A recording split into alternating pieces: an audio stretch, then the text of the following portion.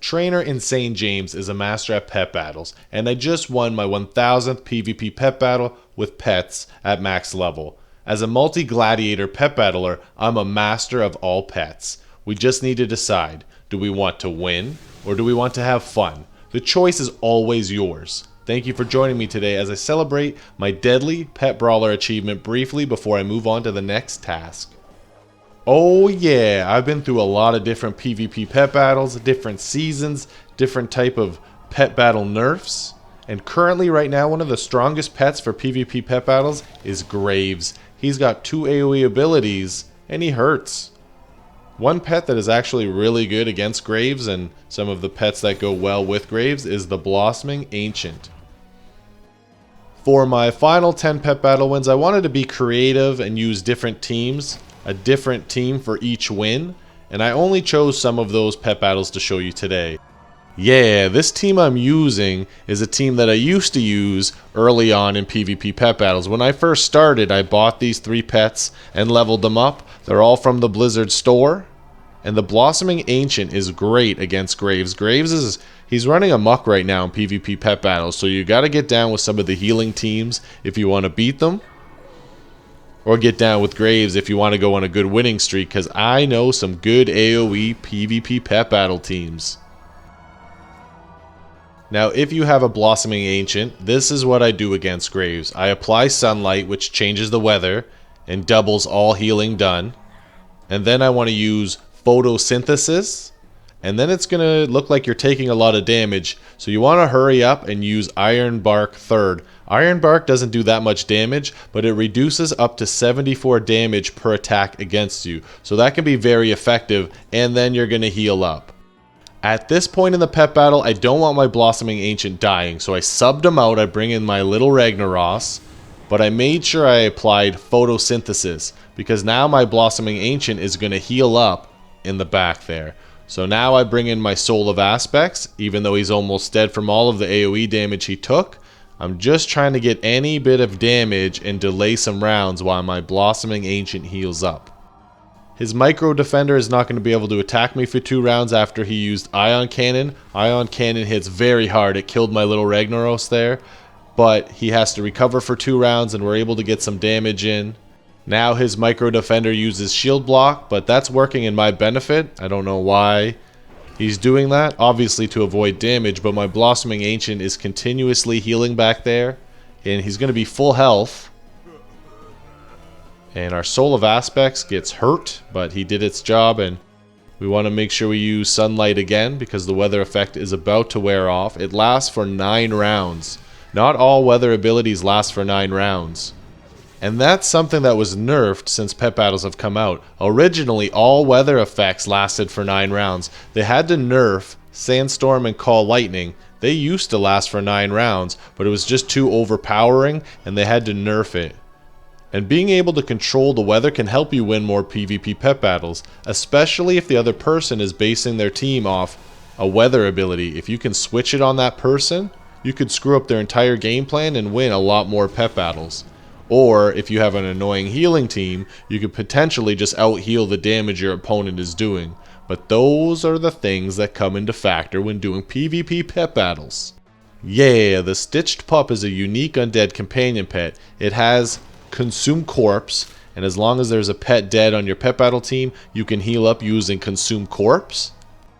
And because I killed both of the pets on his pet battle team, he's going to be able to use it twice. If you only have 1 dead pet on your pet battle team, you can only use it once. So we're going to make sure our heal is always up. Photosynthesis is key. As you can see, it ticks twice there. And Iron Bark is very important because it's going to reduce damage. Now he has Howl. That increases all damage done for 2 rounds. So this is going to hurt. Diseased Bite is a very strong ability.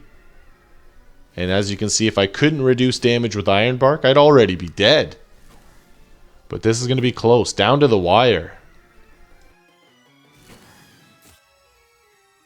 There, the Stitch Pup now used its second consumed corpse. It's going to howl and try to attempt to kill my Blossoming Ancient by increasing the attack power for the next 2 rounds.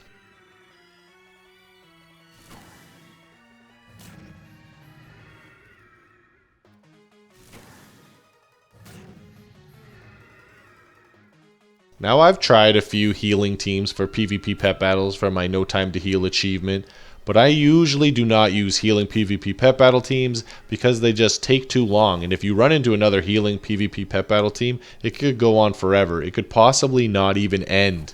And this was a very close pet battle. Look at that. He almost got me right there. But we get the win, credit to Photosynthesis and the Blossoming Ancient. And here we have our Gilnean Raven, a very good pet. But I've got a breed you can no longer get in the game. It's a speed version of the Gilnean Raven. And that means it's the fastest version of it. And you can't even get it in the game anymore. As you can see, it made quick work of the Bone Serpent, which is a good PvP pet for PvP pet battles. So you want to use Call Darkness and then Nocturnal Strike. And you do a lot of damage actually. So flying pets are fast, but if you have a speed version, it's even faster, of course, and that means you're going to attack first. The Crawling Claw is a very rare companion pet from Archaeology. Now I mentioned you can no longer get the speed version of the Gilnean Raven anymore, which is true, but if you want a pet with the exact same stats, you want to get the Crow. You can catch the Crow in the wild when the Darkmoon Fair is in town. So don't worry, you can still have a pet with the same stats, but I wanted to show you my Gilnean Raven. Now the Crawling Claw is an epic pet for a number of reasons. If you and a friend have one, you can summon them at the exact same time and they'll play rock, paper, scissors. Have you ever seen that? It's pretty cool. And it's also very rare and valuable, and it's gone up in price from last expansion to this expansion. I buy and sell a lot of companion pets. The Crawling Claw is one of them. I used to try to buy them for 10 to 20,000 gold and sell them for 29,000 gold and up. I haven't seen that many around lately, and I recently sold one for 60,000 gold. And that was my last one, so I only have the one for my collection, and it's a pet I will not sell unless I have an extra one. Over a year ago, the Crawling Claw was involved with a nerf. Not just the claw, but the claw has an ability called Death Grip. I'm not using it in this PvP pet battle, but it will pull one of the backline pets to the front of the pet battle.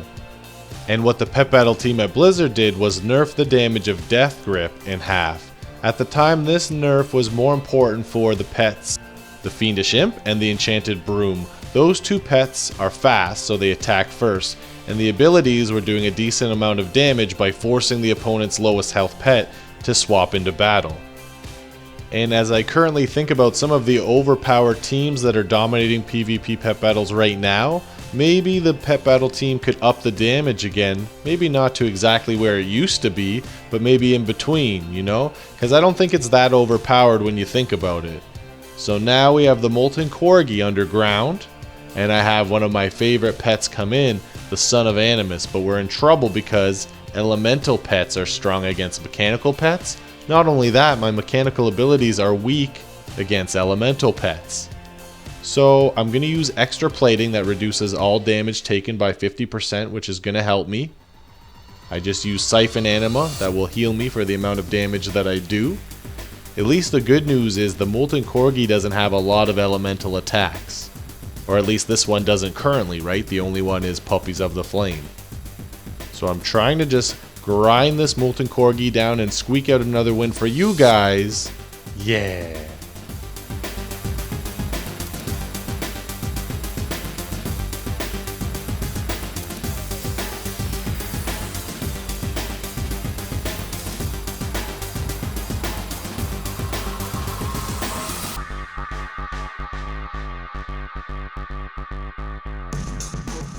Okay, so I didn't get the win, but that's alright, you can't win them all. You win some and you lose some.